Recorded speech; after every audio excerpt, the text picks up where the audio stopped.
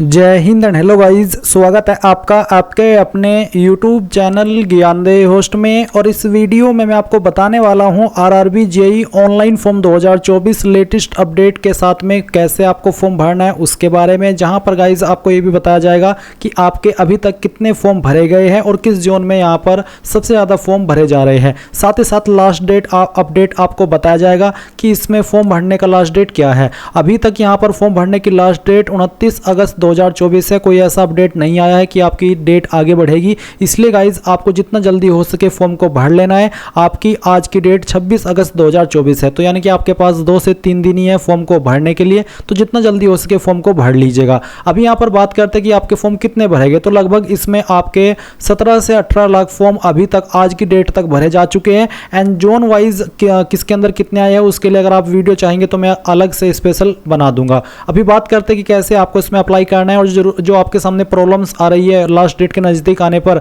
उनका सॉल्यूशन भी आपको उसी स्टेप पर दिया जाएगा जहां पर वो प्रॉब्लम आपके सामने आ रही है। तो वीडियो को पूरा देखना है। यहां पर ये मैंने हमारी वेबसाइट का लिंक दिया है इस वीडियो के डिस्क्रिप्शन में, आप इसको ओपन कीजिए और अप्लाई ऑनलाइन लिंक ओपन कर लीजिए। फिर आप यहां पर आएंगे और मैं आपको बता दूं कि अगर आपने इस वाली वेबसाइट का इस्तेमाल करके कोई भी फॉर्म भरा है तो आपका अकाउंट बना हुआ होगा। आप simply already have an account के ऊपर क्लिक करके लॉगिन कर लीजिएगा। पर गाइस अगर आप फ्रेशर है तो आप यहां पर क्रिएट एन अकाउंट इसके ऊपर क्लिक करेंगे और यहां पर भी आपको यही नोटिस दिया है कि अगर आपने रिसेंटली जो फॉर्म आए थे एएलपी के वो भरा है, या फिर टेक्नीशियन का, या फिर आरपीएफ कांस्टेबल एसआई का, या फिर जो आपकी पैरामेडिकल के फॉर्म निकले वो भरे हुए हैं, तो आपको रजिस्ट्रेशन करने की आवश्यकता नहीं है, आप सिंपली लॉगिन कर लीजिएगा। पर अगर आप फ्रेशर है जैसे कि मैंने कहा तो आप यहां पर इसमें रजिस्ट्रेशन करेंगे, इसलिए आप यहां पर ओके कर दीजिए। उसके बाद में कंट्री ऑफ नेशनलिटी में आप इंडिया सेलेक्ट कर लेंगे। फिर जो भी आपका फुल नेम है वो आपको यहां पर 10th के सर्टिफिकेट के अकॉर्डिंग एंटर करना है। उस नाम को दोबारा डाल करके आपको वेरीफाई कर देना है।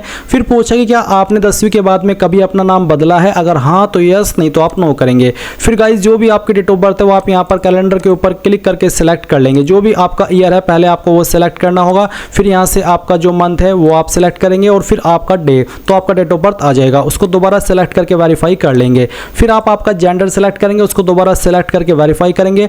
अपना फादर नेम देंगे, ये भी आपको 10th के सर्टिफिकेट के अकॉर्डिंग भरना है और उसको दोबारा डाल करके वेरीफाई करेंगे। फिर आप मदर नेम डालेंगे और मदर नेम को भी दोबारा डाल करके वेरीफाई कर देना है।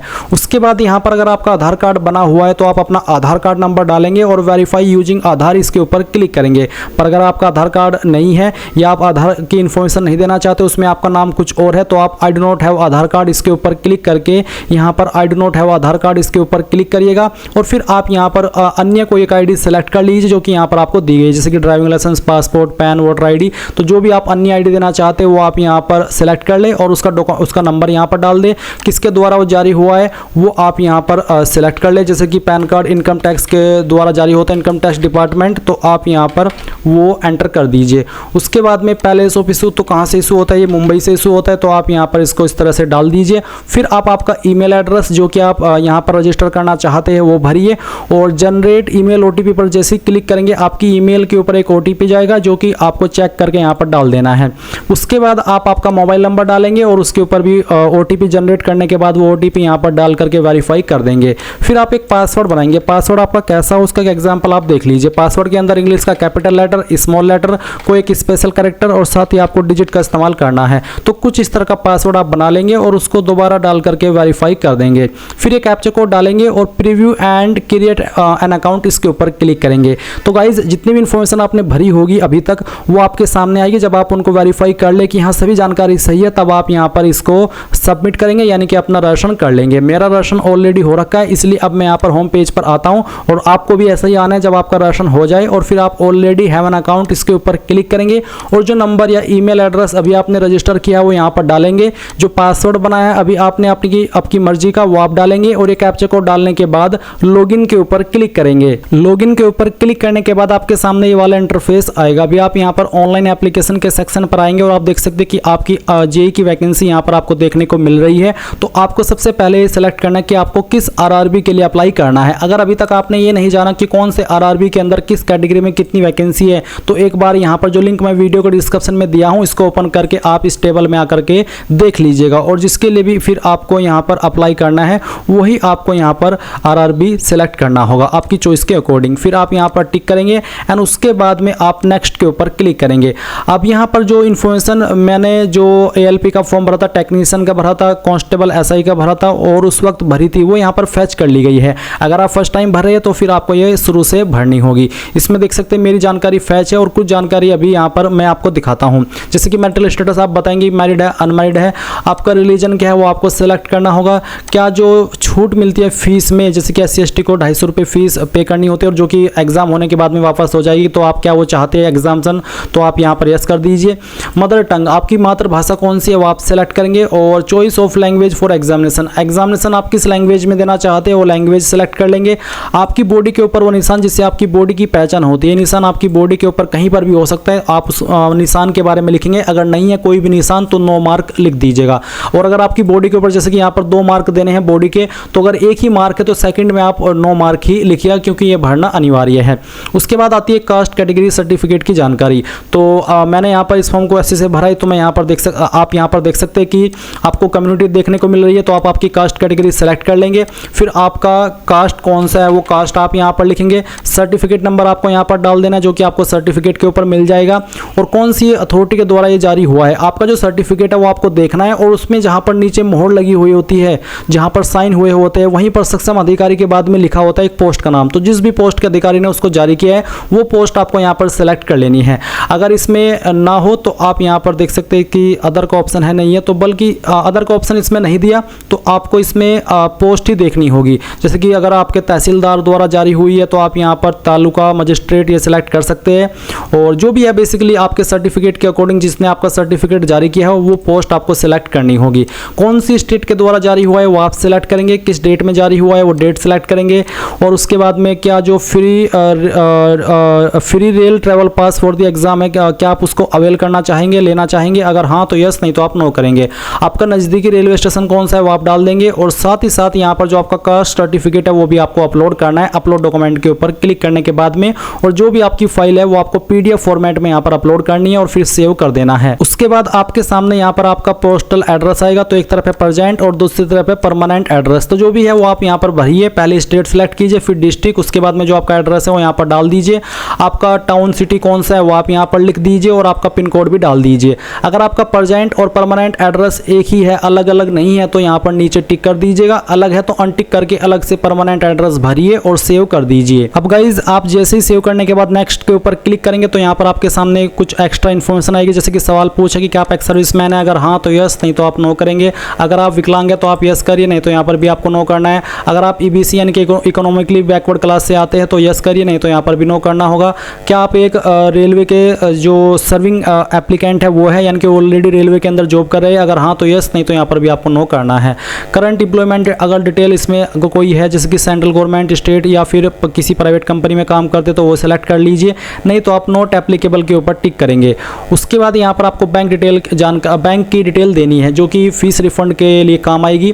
तो आपका अकाउंट किस नाम से है उसका नाम लिखिए, अकाउंट नंबर दीजिए, IFSC कोड डालिए जो कि आपको आपकी पासबुक के ऊपर मिल जाएगा। और फिर कंफर्म के ऊपर जैसे ही क्लिक करेंगे तो बैंक का नाम और बैंक का एड्रेस ऑटोमेटिकली फैच कर ले जाएगा। उसके बाद आप सेव करिए और नेक्स्ट के ऊपर क्लिक कर दीजिए। अब आपके सामने क्वालिफिकेशन की जानकारी आएगी। तो सबसे पहले आप यहाँ पर 10th देख सकते हैं, आपको मैट्रिकुलेशन सेलेक्ट करना होगा और उसमें आपको क्या क्या भरना है वो आप देख लीजिए। यहाँ पर आप आपकी स्टेट सेलेक्ट करेंगे जहाँ से आपने आपकी 10वीं की है, डिस्ट्रिक्ट सेलेक्ट करेंगे, आपके बोर्ड का नाम डालेंगे, कब आपने पास कर ली थी वो आपको यहाँ पर डेट सेलेक्ट करनी होगी जैसे कि मैं आपको दिखा रहा हूँ, और फिर रोल नंबर डालना होगा आपका 10th का और फिर इसको सेव कर देना है।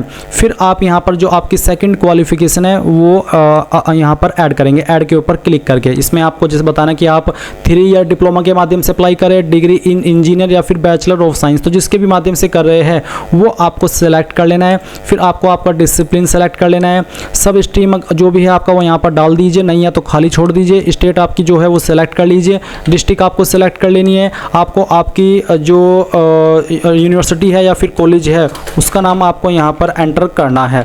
ये एंटर करने के बाद में आप यहाँ पर डेट ऑफ पासिंग आपकी जो भी है वो सिलेक्ट करेंगे और ऐड के ऊपर क्लिक करने के बाद ये जानकारी भी ऐड कर देंगे और फिर नेक्स्ट के ऊपर क्लिक करेंगे। अब आपको यहाँ पर फोटो एंड साइन अपलोड करना है। गाइस फोटो में आपको बिल्कुल भी प्रॉब्लम नहीं करनी है, क्योंकि अभी आपने देखा कि रिसेंटली इस वेबसाइट के माध्यम से जितने भी फॉर्म भरे गए थे उसमें बहुत सारे कैंडिडेट ने फोटो के अंदर गलती की थी, बैकग्राउंड व्हाइट नहीं रखा था। तो फिर बहुत सारे ऐसे कैंडिडेट रहे कि उनके फॉर्म दोबारा से उनको बोला कि आप अपना फोटो साइन अपलोड कीजिए, नहीं तो आपका एडमिट कार्ड नहीं आएगा। इसलिए आपको कोई गलती नहीं करनी है। किस तरह का फोटो एक्सेप्ट होगा और किस तरह नहीं वो आप देख लीजिए। ऊपर जितने भी आपको डेमो दिए गए हैं ये एक्सेप्ट नहीं हो गए, बिल्कुल ये वाला फोटो एक्सेप्ट होगा जिसमें कि व्हाइट बैकग्राउंड और इस तरह का उसमें आपको फोटो को अपलोड करना है।